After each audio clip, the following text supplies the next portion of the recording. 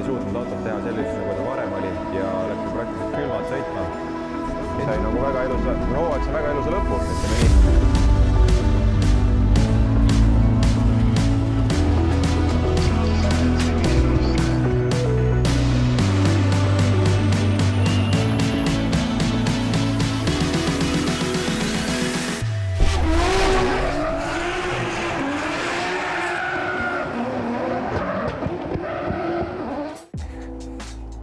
No nii, pole ammu näinud.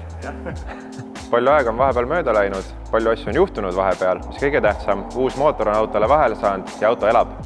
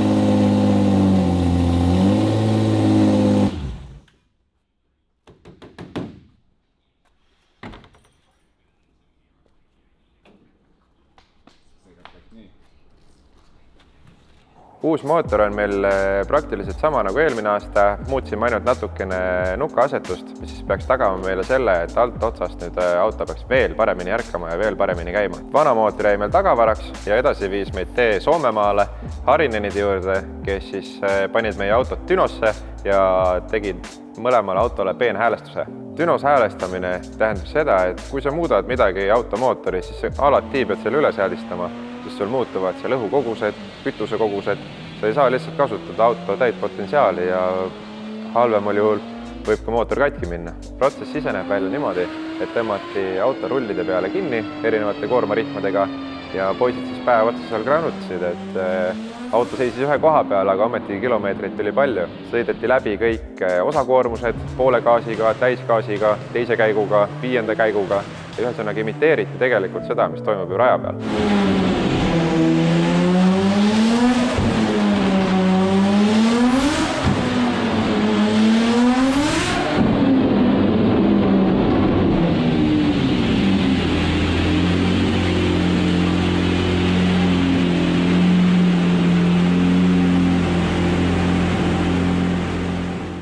Lõpuks peale 6 kuud jõudis kätte aeg, kus saime uuesti rooli taha minna.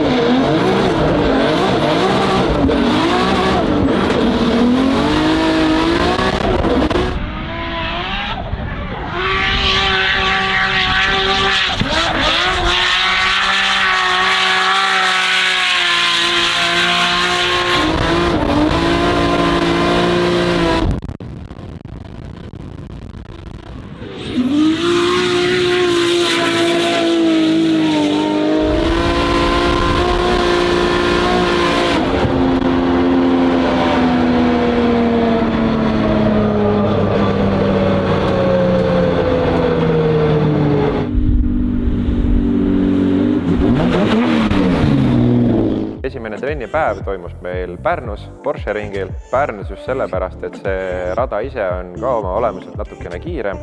ja saime seal imiteerida tegelikult meie Iirimaa esimese võistluse algust. Ehk siis mida me imiteerisime, oli tegelikult see, kuna Iirimaal on ka samamoodi nagu Pärnus, et pika sirge pealt tulles esimene kuni 4. käik kiirendad hoo ülesse, tuleb järg parem kurv, peale mida pead enda hoo natukene maha pidurdama, siis praktiliselt ainult algust, mis seal imiteerisimegi. Vedru on suht pehme vaata ja Mart oli praegu alguses täis jäik. Tuleme 5 nõksu tagasi. Vaatame, paneme uue rehvi, proovime uuesti ja vaatame, mis see teeb. Näita mulle teiselt poolt ka seda rehvi, kuidas ta kulunud on. See on see pangapealne. Trennis katsetasime läbi kõik erinevad amordiseaded, vahetasime natukene vedrusid, et teada, mis Iirimaa meile siis tuua võiks. Samamoodi stabikalahendused ja ka rehvi rõhud, et ei olnud lihtsalt pelgalt sõitmine, vaid tegelikult selle asja taga oli kõva arendustöö. Lisaks võistlusautole saime tegelikult hea esimese testiga meie uuele tiimibussile, et kuidas siis autot sisse panna, kuidas asju täpselt pakkida, et kõik ära mahuks. Ja samamoodi kõik väikesed elulised asjad, et kas tuleb mõni kapiuks lahti või ei tule sul sõidu ajal, et saime kõik selle läbi mängida ja kõik toimis. Saame hakata pakkima, nüüd päriselt Iirimaa jaoks.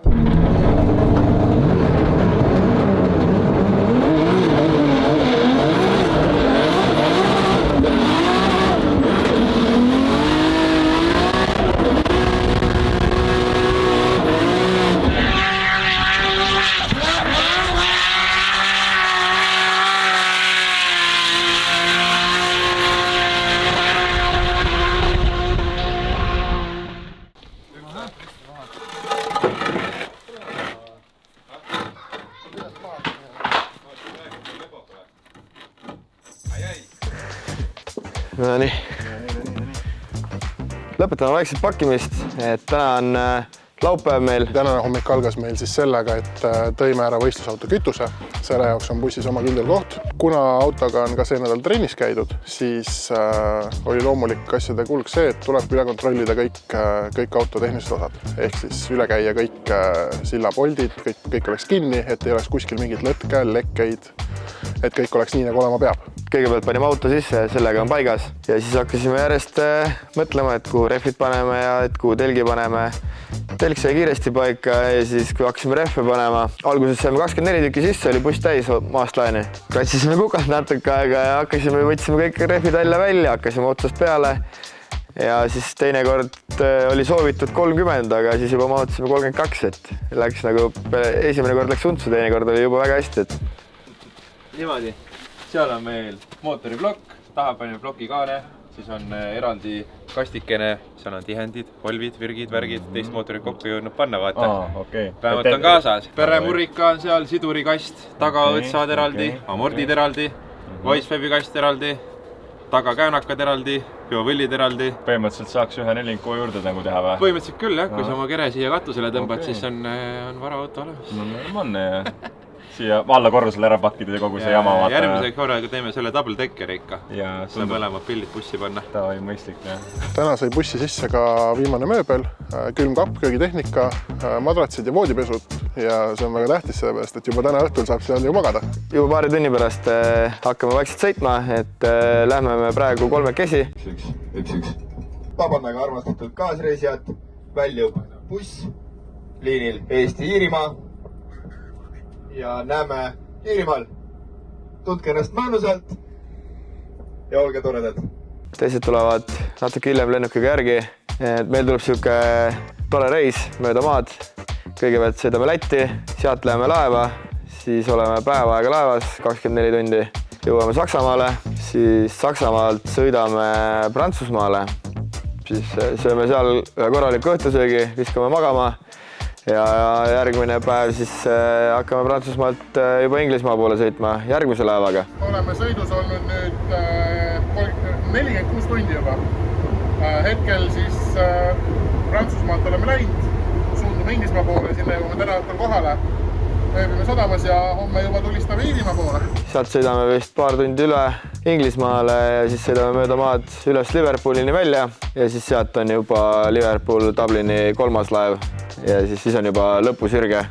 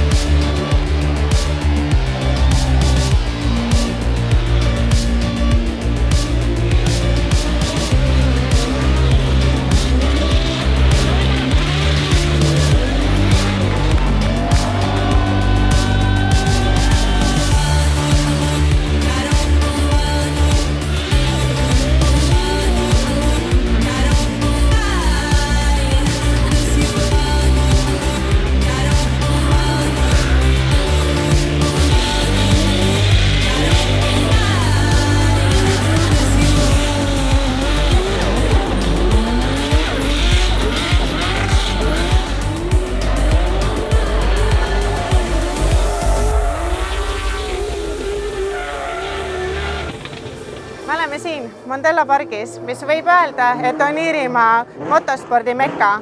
Driftmasters üldiselt algab just siit ja iga aastaga läheb see aina suuremaks. Siia pannakse lisatribüüne, aina suurem show-autode ala ja siia on müüdud sel aastal vähemalt 13 000 piletit. Siin on Euroopa parimad rajad, maailma parimad sõitjad. See level siin on lihtsalt üle mõistuse.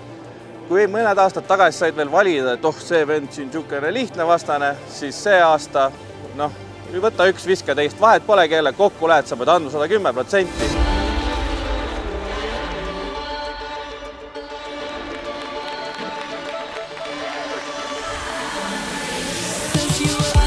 Hi, I'm Juha Rintanen and I'm from Finland. Hello guys, my name is Yves Meyer, I'm from Switzerland. So hey guys, my name is Kevin Piskolti, I am from Hungary. Of course, we have plenty of new drivers coming to Drift Masters for their first time this season, and what a Goliath step that they have to take to get up to the standard of this championship. This is going to be like nothing they've ever seen before on their national levels. They are going to have to drive harder and better than they ever have before to try and step on the top of that Drift Masters podium, I think.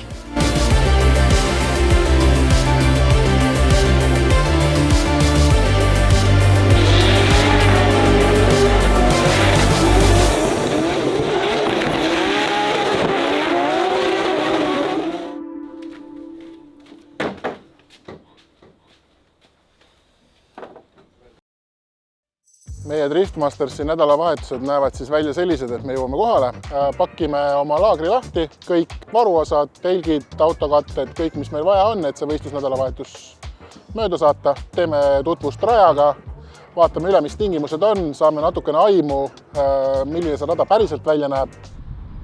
Aga selle koha peal sa pead olema juba suunaga sinna. Kui sa siit oled suunaga sinna välja, siis sa oled juba valesti. Siia tulles Simus sõitsid, siis oli ka siin samas see ülemineku koht. Ei saa päris niisama tulla nagu tavalise asfaldiga.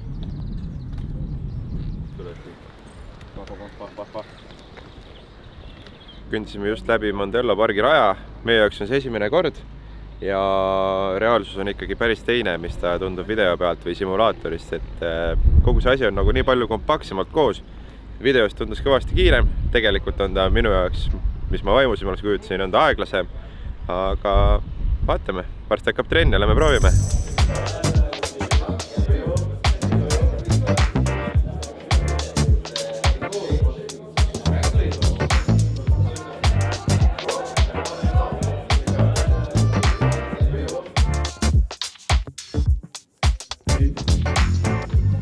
Yeah, during if anything happened with your car, you will have, I don't want to. Sealt edasi alustame trennidega, väikene seadistus autole, et vastavalt igale rajale tuleb siiski ka vedustused asjad paika saada. Esimesel päeval on meil trenni aeg 2,5 tundi.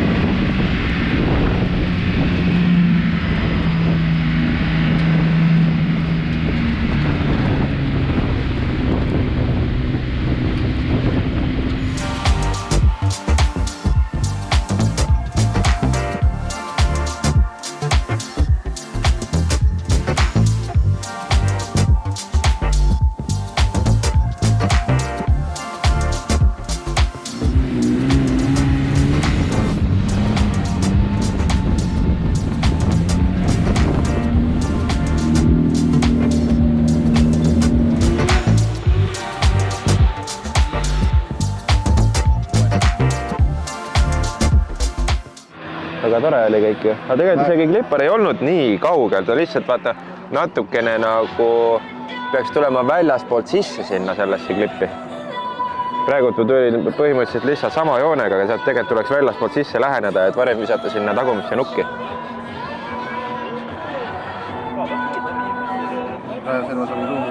Grupp B-trennid käivad. Me saame nüüd 1,5 tundi või 2 tundi või kaua see oli, saame natukene vaadata, jälgida teiste sõite, mida teised raja peal teevad.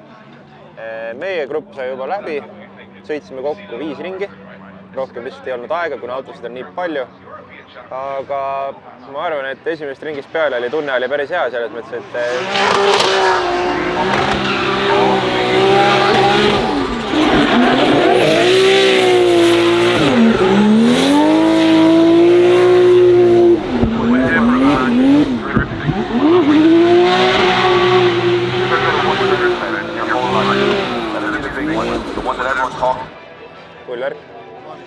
kokku tegime meie 5 trenniringi, sest et rohkem lihtsalt ei olnud aega, kuna autosid on nii palju.